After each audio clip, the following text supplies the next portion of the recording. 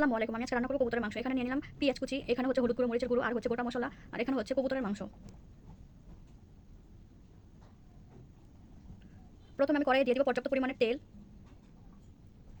তারপর এখানে দিয়ে দিব পেঁয়াজ কুচি,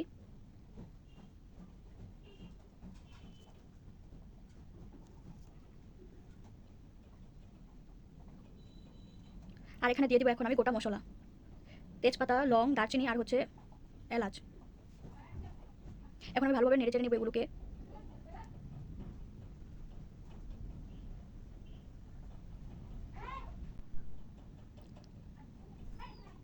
এখন আমার এগুলো ভাজা শেষ। এখন আমি এখানে দিয়ে দেবো আদা বাটা, রসুন বাটা, জিরে বাটা। আমাদের সবগুলো একসঙ্গে বাটা মিক্স থাকে আর কি।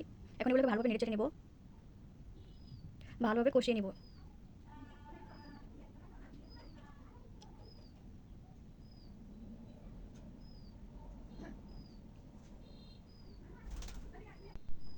দেখুন আমার এগুলো প্রায় ভাজা শেষ। এখন আমি এখানে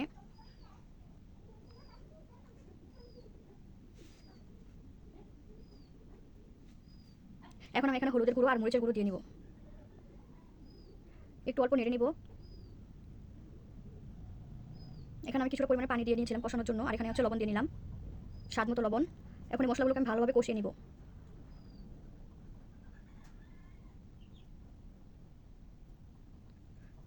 কিছুক্ষণ কষিয়ে নিব যতক্ষণ পর্যন্ত না মশলাগুলো থেকে তেল আলাদা হয়ে আসছে।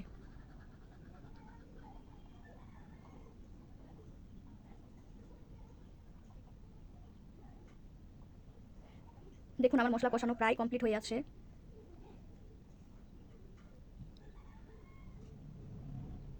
আমার মশলা কষানো শেষ প্রায়। এখন আমি এখানে দিয়ে দিলাম কবুতরের মাংসগুলো। এখন এগুলোকে আমি ভালোভাবে নেড়েচেড়ে কষিয়ে নিব।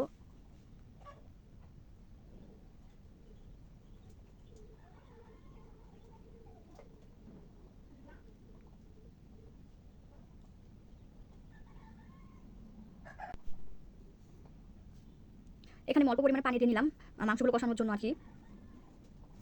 ভালোভাবে নেড়েচেড়ে এটা আমি ঢেকে দিব।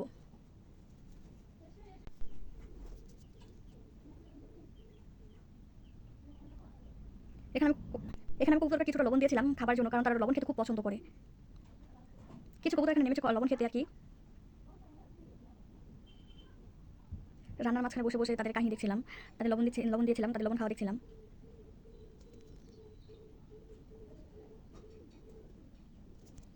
এখন আমি ঢাকনাগুলো তুলে দেখবো আর কি আমার মাংস কতটুকু কষানো হয়েছে। একটু নেড়ে চেড়ে দেবো।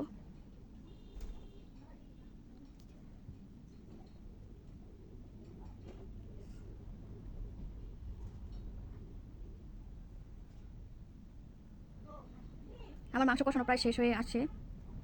এখন আমি এখানে পর্যাপ্ত পরিমাণে পানি দিয়ে দিব, একটু ঝোল দিয়ে দিব আর কি। ভালোভাবে নেড়ে চেড়ে ঝোল দিয়ে দিব।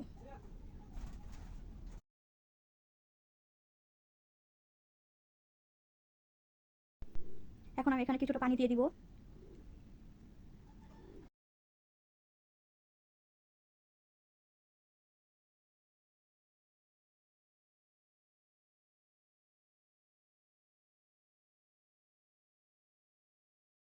দেখুন আমার পানি দেওয়া শেষ। এখন আমি এটাকে ঢেকে দিব।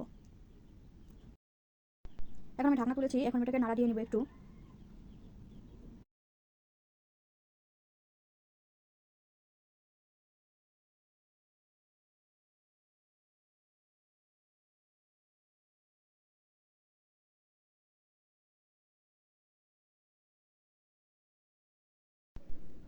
আমি এটাকে এখন আবার নেড়ে দিব।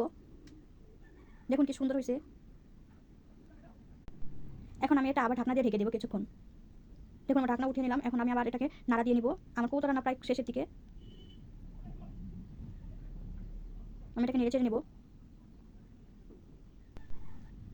দেখুন কি সুন্দর কালার আসছে। এখন আমার কৌতো রান্না করা প্রায় শেষ। একদম কষিয়ে নিয়েছি, হালকা মাখো করে নিয়েছি। দেখুন আমার কৌতো রান্না কমপ্লিট। থ্যাংক ইউ সকলকে।